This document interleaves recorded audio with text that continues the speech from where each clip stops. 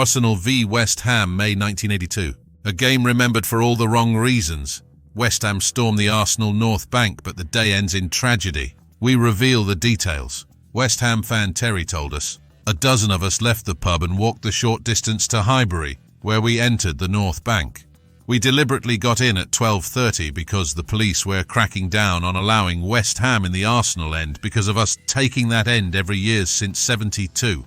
After setting about some Arsenal coming into the stand, we sat down in the middle of the stand and just waited. More West Ham started to appear and they sat down with us or stood not too far away. Towards kick-off time, we had about 150 from two firms, all in close proximity to each other. It was then that the Arsenal firm showed up with their leader Barker, who came up to me whilst taking his gloves off and said, 'Let's have it then.' All the West Ham stood up and attacked as one, forcing the Arsenal firm back. But their numbers were huge, and they forced us back to the side of the stand. Luckily for us, our other firm, the Towners, appears with about 70 hardcore chaps and stormed into the Arsenal, who panicked and were forced to the lower end of the stand and onto the pitch. In the confusion, we managed to all congregate in the middle of the North Bank with a big gap around us due to the panic and confusion within the Arsenal ranks. The song went up, 'We took the North Bank Highbury again.' But the Arsenal firm hadn't run. They were regrouping and about to attack.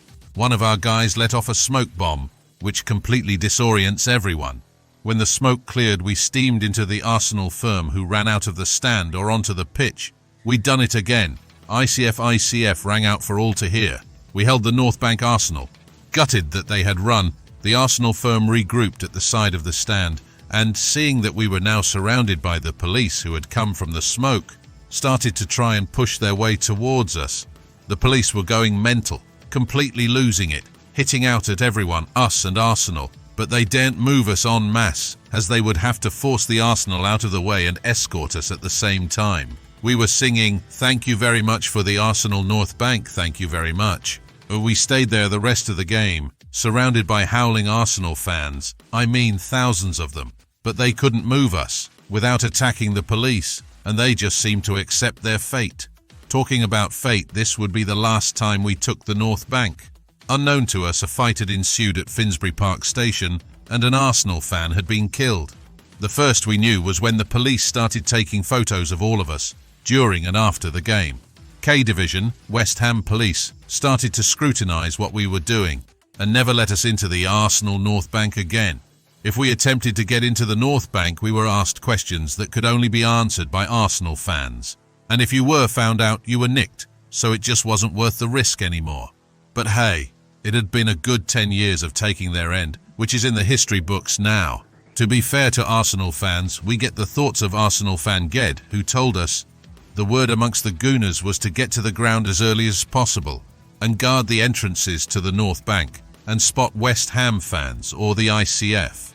By the time I got into the ground, the mobs massed around the top of the entrances, looking down at the turnstiles, were massive. The ground was still empty apart from the Arsenal firms, the biggest, which was on the West Stand side.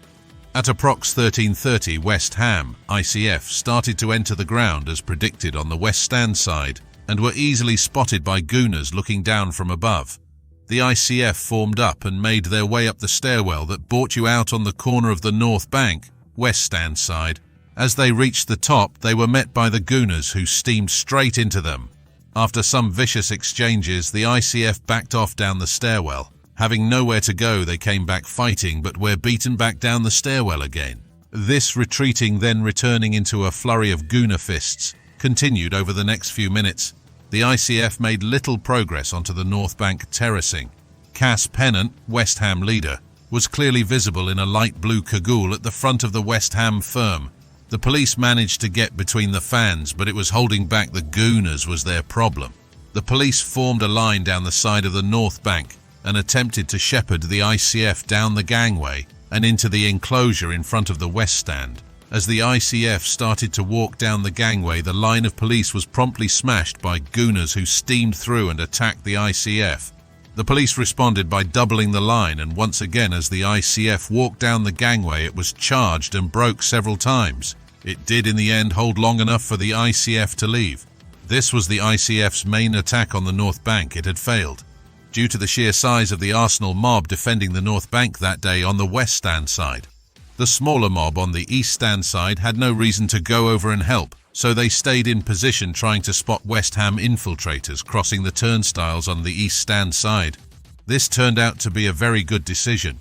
At kickoff and the ground now full, the mob, led by Denton Arsenal leader, on the East Stand side, must have guessed that any ICF infiltrators would have been in the ground by now, so moved into position just under the roof between the middle and top of the North Bank. They had not long taken up this position when 200 ICF announced their presence by steaming into the scarfers in the middle of the North Bank and letting of an orange smoke bomb army issue at the same time. This caused mayhem and the players were taken off the pitch.